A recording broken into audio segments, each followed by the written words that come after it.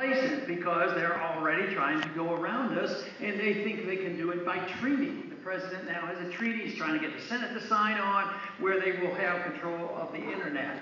Let's hope that the internet, I don't understand all the details of the internet, but I hope it's bigger than any government there is. I hope they can always get around.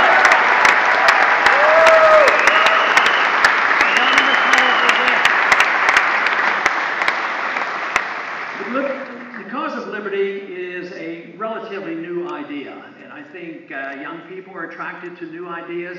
But a lot of people will accuse me, and I'm sure you've been accused of saying, oh, you believe in the gold standard, and you believe in laissez-faire capitalism, private properties, and this sort of thing. And they would say, you're just going back to the 19th century or so. But you know what? You know what is really old? And that is tyranny. And that's what we have to find.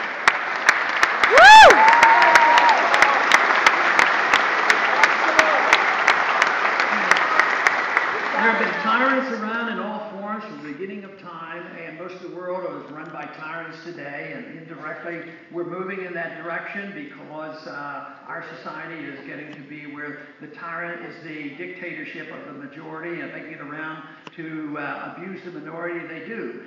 So this has been here for a long time, but we've had this experiment, and there was great success. It was imperfect, but we still had the freest and the most prosperous country ever, the largest middle class. And from my viewpoint, it looked to me like we were throwing away this tremendous experiment. But right now, I'm more encouraged than ever because I think America is waking up and they know the other. For practical reasons, some of us are theoretical and say, well, we just believe in liberty and this is what our goal should be and this is a natural consequence. But many others are waking up because whether they're on the receiving end or the paying end, they're waking up and saying, it doesn't work anymore and we're broke, and they're admitting the truth. That means they're looking at our views because they can't offer any more, big government program. The 20th century was the age of what was a decade or a century where socialism was proved to be at great fault. And I would like to see as quickly as possible in the next decade, the proof pudding that interventionism, the planned economy, the paper money system, and this economic planning through monetary policy, all this is failing too. It's supposed to be a soft sell on socialism and welfareism. But the truth is, it's still authoritarianism. It doesn't recognize the value of your life and your liberties. And this is the message that we have to get across because it will give us the peace and prosperity that we all seek.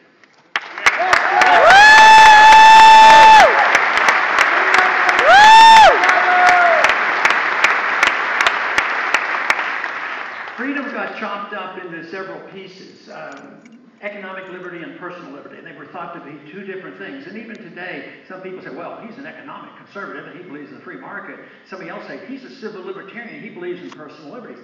But there should be no difference. If you have a right to your life and a right to your liberty, you ought to have a right to keep your fruits of fruits of your labor. This is all one thing. But a lot of people get sort of hesitant. The ones on the left will say, yeah, that's good, but there's still going to be a poor person out there and we have to help them. So they embark on a system that makes sure that a few people get benefits, but before they know it, the rich get the benefits and the poor get the crumbs. And they keep saying that if we take care of these people at work, so we're going to have programs of free education, free medical care, free housing, and all of a sudden if we wake up, the people who got the free housing essentially they lose their houses. The medical care goes downhill. The educational system goes downhill, and the young people get nothing but debt.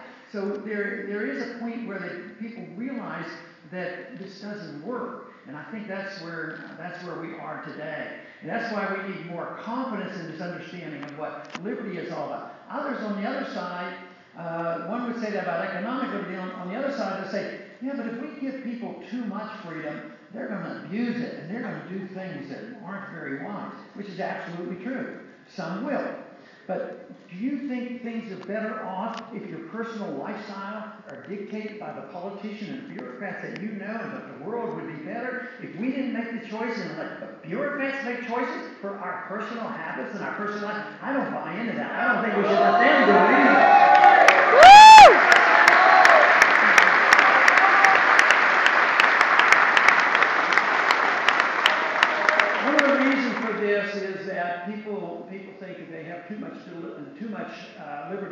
going to do things that, that they frown upon. But it is true. If you accept liberty for yourself, you have to accept liberty for other people. Because they may use it. They may not be frugal. They may not do a very good job. They should, benefit if they take care of themselves and suffer the consequences if they don't. In a free and prosperous society, there will be more wealth. There will be less poor people. We so often lose the argument about the humanitarian argument. To me, the only humanitarian system that you can have is a free market, sound money system. Because if you think humanitarianism is going to be forced on our throats and you have more prosperity, then we're kidding ourselves. But on the issue of on personal liberty and habits, you say, well, as long as that individual who's exercising their rights and run their own life, if they don't hurt other people, yeah, you have a right to try to change things. The first thing, you have responsibility for yourself, to take care of the way you want to live, to set an example. Then you have family and friends and neighbors and churches and communities to try to change things. But to turn this over to the federal government means that the federal government is going to take away and steal your liberties. Once a government embarks on this notion that they can protect you from yourself, there is no liberty left.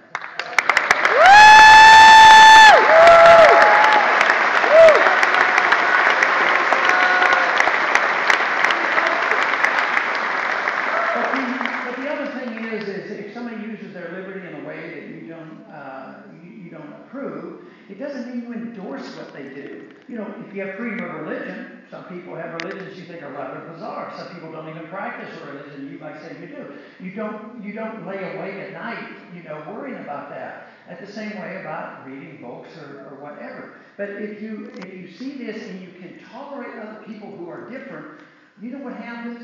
Is we all come together. We come together not because, there we go! Woo! We don't come together because we belong to certain groups. We come together because we're individuals. We want to make up our own decisions, and then we tolerate other people's views. And like I say, as long as people don't use their violence and try to force things on other people. Government shouldn't force you. Individuals shouldn't force each other.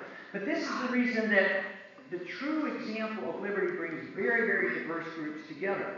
And another thing, if we want to understand this, we have to realize that we don't get our rights because we belong to a group. It sounds good, and we talk about civil liberties and minority rights and women's rights and all kinds of rights and sexual rights. I don't think you need to do anything. I think that's confrontational.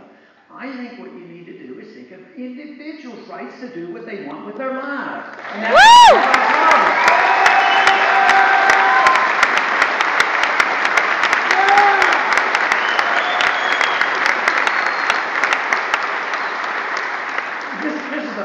message. I didn't invent it. I've tried to study it and understand it. I think it's relatively new, like I say. But we can improve on it. We don't have to go back to an old gold standard. We can improve on another gold standard. It wasn't perfect. But the ultimate test of this is what the founder said. Ultimately, it depends on the morality of the people. Freedom doesn't work if the people aren't willing to accept the principles of freedom and assume responsibility for themselves. If they think that all we have to do is get together and hire more lobbyists, see, the business community are the most guilty right now because they have spent more money on lobbying than they do on R&D, and they want to influence government. And so if we had this confidence, it would be completely different. We'd have a very small government.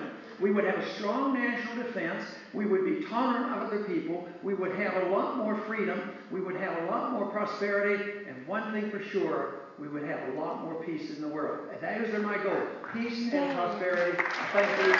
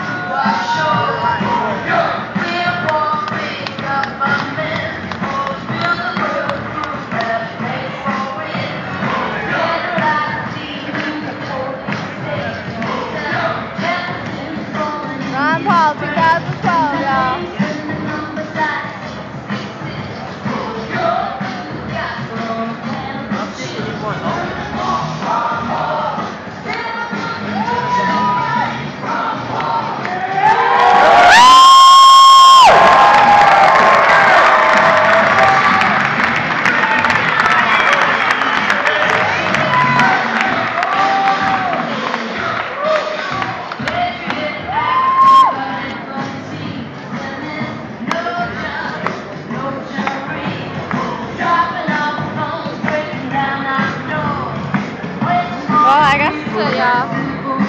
See you on YouTube.